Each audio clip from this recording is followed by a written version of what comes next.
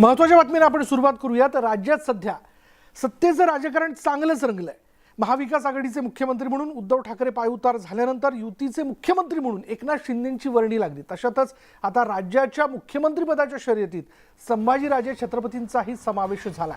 मराठा आरक्षण, राज्यसभा निवडणूक आणि गड किल्ले संवर्धनाच्या माध्यमातून नेहमी चर्चेत असणारे संभाजीराजे छत्रपतींना आता राज्याचे मुख्यमंत्री होण्याचे वेध लागले. तशी सुप्त इच्छा संभाजीराजेंनी व्यक्त केली आहे. जनतेच्या कामासाठी मी खासदारकीलाही नाही म्हटलं नाही. सत्तेतून जनतेची कामं होत असतील तर सत्तेचा प्रमुख होणं कधीही आवडेल, असं वक्तव्य छत्रपती संभाजी महाराज यांनी व्यक्त केलं. राजकीय वर्तुळात चर्चांना उधाण आलं. याआधी मराठा आरक्षण लढ्यावेळीही संभाजीराजेंनी त्यांना मुख्यमंत्री करण्याची मागणी करण्यात आली होती.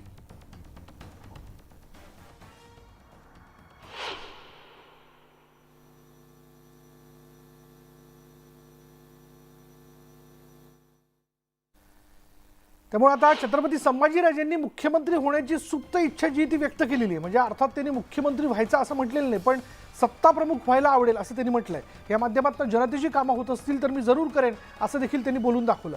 मराठा आरक्षणाच्या वेळी देखील त्यांच्या कार्यकर्त्यांच्या वतीने संभाजीराजेंनी राज्याचा मुख्यमंत्री व्हावा अशी इच्छा त्यांनी व्यक्त केली होती. आणि अर्थात मधल्या कालावधीमध्ये जर आपण पाहिलं तर शिवराज्याभिषेक दिनाच्या निमित्ताने रायगडावरती देखील कार्यकर्त्यांशी संवाद साधताना छत्रपती संभाजीराजेंनी आता पक्ष संघटना पुढे काढण्याचं त्यांनी म्हटलं होतं. कोणाला सत्तेत यायचं नाही. सत्ता केंद्र सगळ्यांनाच आवडते. आता मी खासदार होतो, मी काय म्हटलं का नको म्हणून खासदार की सत्ता केंद्र जर मिळत असेल कुठल्या ज्याच्यात काम होत असेल, सामान्य माणसाचे प्रश्न सुटत असेल तर त्याला कोणीच नाकारू शकत. लोकांची इच्छा आहे आणि इच्छा आणि होणं मध्ये फार फरक असते. पण काम करण्याचा तो एक टूल आहे आणि जर टूल त्या माध्यमातून प्रश्न सुटत असेल तर कोणी नाकारू शकत नाही. शिवसेनेमध्ये मुख्यमंत्री उद्याच राज्याचं नेतृत्व करायला आवडेल. कोणाला सत्तेत यायचं नाही. पुढे बोलूयात. उस्मानाबाद औरंगाबादच्या नामांतरानंतर अनेक ठिकाणांची नावं बदलण्याची मागणी होते आणि त्यातच बुलढाण्यामधील सिंदखेड राजा गावाचं नाव जिजाऊनगर करण्याची मागणी करण्यात आली. मात्र या मागणीला राष्ट्रमाता जिजाऊंच्या वंशजांनी विरोध केला.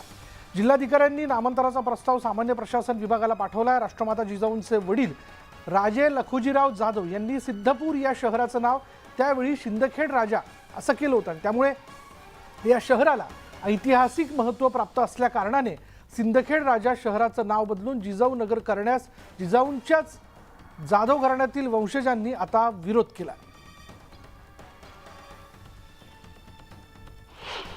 मी आपल्या माध्यमातून सांगू इच्छितो की शासनाला जर बदल करायचा असेल तर बऱ्याच दिवसाची जी पुणे शहराची जिजाऊनगर करण्याची जी मागणी आहे किंवा बुलढाणा जिल्ह्याची जी नामांतर करण्याची जी मागणी आहे, या पुणे शहराला किंवा बुलढाणा शहराला, जिल्ह्याला या ठिकाणी जिजाऊनगर असं नाव देण्यात यावं ही आमच्या सर्व जाधव परिवाराच्या वतीनं तसेच आमच्या सिंदखेड राजा येथील सर्व नागरिकांच्या परिसरातील सर्व नागरिकांच्या वतीनं मी मागणी करतो.